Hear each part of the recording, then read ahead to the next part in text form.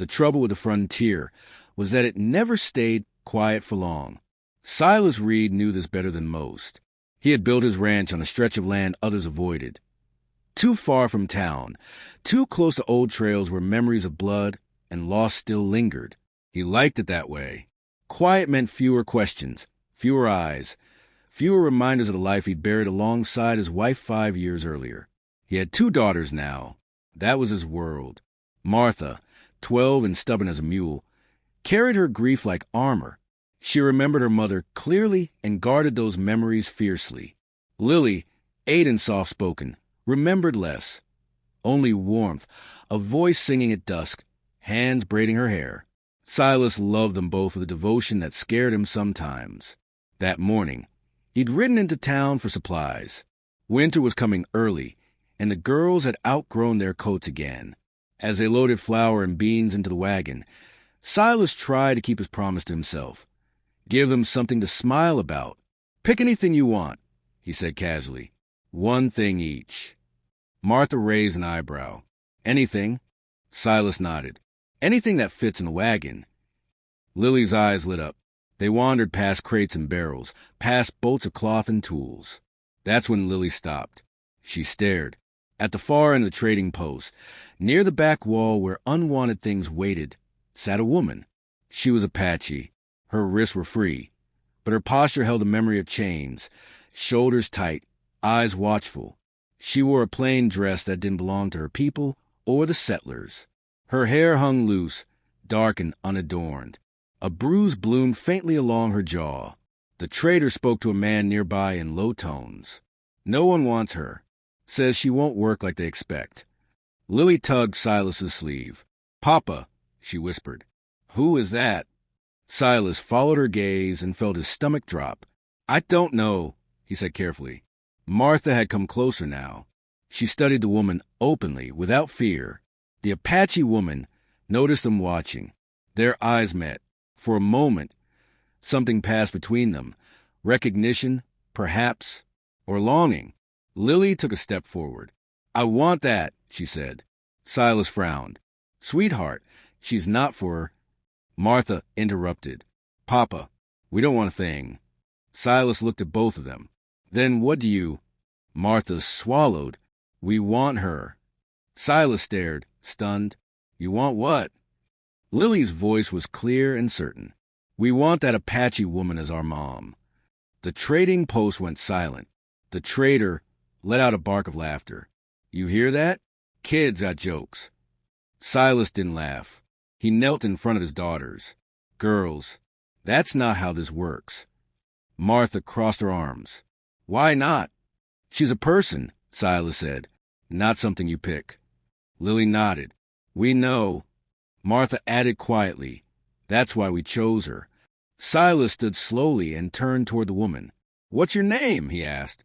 She hesitated, then answered in careful English. Nehera. Silas nodded. I'm Silas. These are my daughters. Nehera looked at the girls again. Something flickered in her eyes. Surprise, then pain, then something dangerously close to hope. I am not for sale, she said softly. Silas exhaled. Good, because I'm not here to buy anyone. The trader scoffed. Then why you asking? Silas met his gaze. Because she shouldn't be sitting back there like a broken tool. The trader shrugged. She was brought in with a group. Husband killed. No kin came for her. Town don't want trouble. Silas turned back to Nehera. You don't owe us anything. But if you need shelter, my ranch is quiet. Nehera's eyes narrowed. Why? Silas didn't answer immediately. Finally, he said, because my daughters lost their mother, and I won't raise them to believe grief gives us the right to turn away from someone else's. Nehera looked at the girls. Lily stepped forward and held out her hand. You don't have to be our mom right away. Martha nodded. Or ever. But you can stay. Nehera's breath caught. I will not replace your mother, she said. Martha's voice softened. We're not asking you to. Silas felt his throat tighten. After a long moment, Nehera said, I will come, for now. The ranch changed with her presence. At first, Nehera moved carefully, as if the land itself might betray her. She slept lightly, rose early, and kept her belongings neatly packed, as if expecting to leave at any moment. Silas gave her space. The girls did not. Lily followed Nehera everywhere, asking questions about her hair, her language, her stories. Martha watched more quietly, testing, observing. Nehera cooked one evening. Cornmeal and herbs prepared the Apache way. The girls ate eagerly. Silas watched, heart aching in ways he hadn't expected. Weeks passed.